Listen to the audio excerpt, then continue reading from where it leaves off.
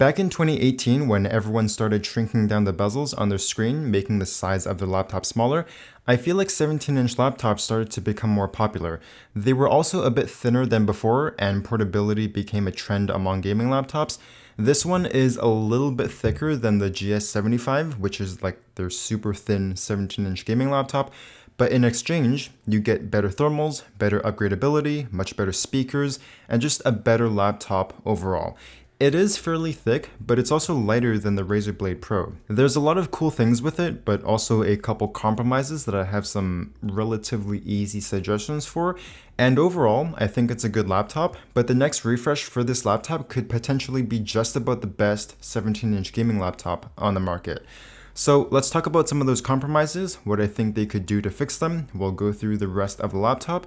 And lastly, we'll do a comparison against some other 17-inch gaming laptops. So first off, I want to get the design and aesthetics out of the way first before talking about its build quality. I'm personally not a big fan of this design, not because it has that distinct gamer aesthetic to it. They have their GS66 and GS75 if you want something more minimal and modern. But if you check out the 15-inch version of this, the GE66, that thing looks really good. They were able to do a really good job at designing a modernized version of this gamer aesthetic, similar to the Alienware M15. So if you're looking for that gamer aesthetic rather than a minimalist one, I would take a look at the GE66. It is a 15-inch laptop rather than a 17-inch one, but just throwing that out there. I really hope they bring it to the 17-inch model for the next revision and maybe even offer a white exterior finish, because that just might be one of the nicest looking gaming laptops ever. In terms of build quality, it's built quite well. With the screen, keep in mind that the bigger the surface area, the easier something is to bend. But I'll bring up the Razer Blade Pro just to give you a bit of context for how much a 17-inch screen should bend. The keyboard deck is quite stiff and has very minimal flex, very nice to see. And the hinge is unfortunately on the stiffer side, so it's not one-hand openable, but it does help minimize screen wobble. It's a bit of a trade-off there. I'm pretty sure the keyboard is the same as last year. Good layout, not a big fan of the multimedia functions on the arrow keys. I know they changed it with the Prestige 15, so everything is in the function row, makes it a lot more convenient. But based on the photos of the GE66, it doesn't look like they've changed it there, unfortunately. In terms of typing experience, it's got good key travel and tactility. I would have liked to have seen more key travel, especially given the thickness of this thing. The only thing I actually found annoying with this was the ledge right above the trackpad. For some reason, I never actually noticed it during gaming, but when I'm typing, I often hit the ledge with my thumb and it'll actually prevent me from actuating the spacebar. It's not an issue if you hit the spacebar with your index finger or if you hover your hand over the keyboard, which I occasionally do. And you can get around it by adjusting your hand position. If you do, eventually you will get used to this, but it is kind of annoying at first and a bit of a design oversight. The trackpad is passable. Not a big fan of dedicated buttons, but regarding the quality of the trackpad itself, like the tracking and the surface, it's very smooth, but the tracking accuracy and acceleration curve are inconsistent. Meaning it's pretty good when you're making large, fast movements, like if you want to move your cursor across your screen, but it's not very accurate when you try and make very small movements, like if you're trying to click a very small button, for example. A quick and easy solution for this is to just take the trackpad from the GS66 and put it into this laptop, because that thing has a pretty good trackpad. The unit that I'm reviewing is configured with the 1080p 240Hz panel, but you can also configure it with a 144 or a 300Hz panel, all three being IPS.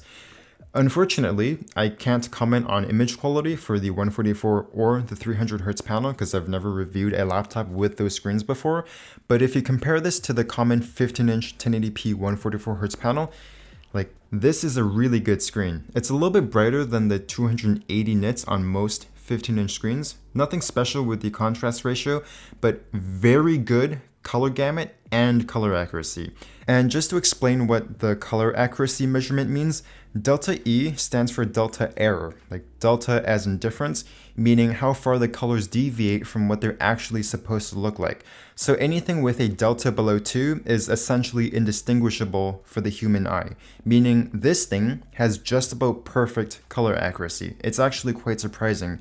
In fact, I'll actually link the measurement report in the description if you want to see the full nitty-gritty details. The speakers are still mounted on the bottom. There's 4 speakers down there. Very loud, good bass response. I wish 2 of them fired upwards for mid-range and treble. That way you don't lose as much detail from reflecting off the table. It does come with an EQ profile enabled because without it, it sounds really hollow. And the software they use doesn't offer a ton of control, but they do let you tweak it to a certain extent, which I would recommend experimenting with, just to kind of tweak it to the way you want it.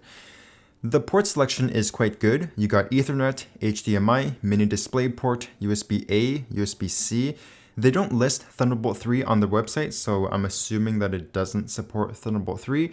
You also have separate headphone and microphone jacks, 2 more USB-As, and a full-size SD slot.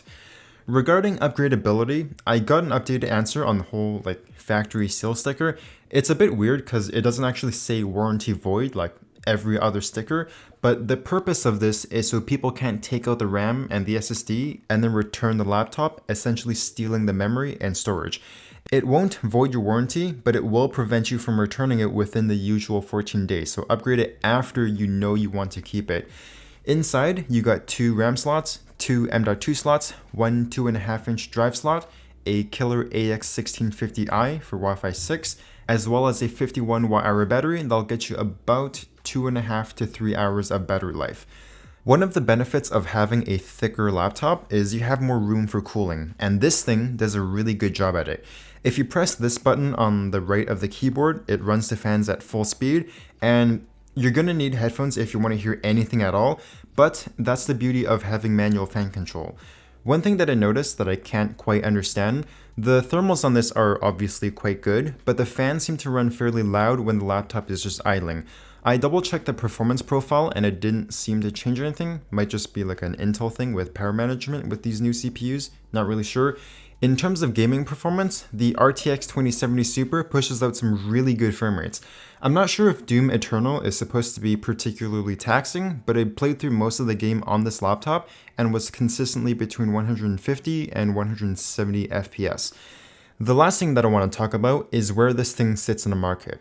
If I'm being honest, the whole design of this thing kind of turns me off and makes me want to get something like the Razer Blade Pro or the Alienware M15 just because of how nice they look. The issue is that the Razer Blade Pro's keyboard and trackpad require a lot more force than normal to press, which makes it tiring to use, and Alienware is also known for having poor thermals, but otherwise a good laptop. But design is subjective and most gamers will be using a mouse anyway, so the 2 major weaknesses of this laptop don't really affect the usability for the gaming audience. If you want something that looks nice with a good trackpad, I would take a look at the GS75, but if you're willing to accept a thicker laptop for better cooling and upgradability, then this is a really good option. This video ended up being a lot longer than usual, but I hope you enjoyed this video. A lot of cool stuff coming out right now. I should have a Ryzen 4000 laptop in my next video, so I will see you there.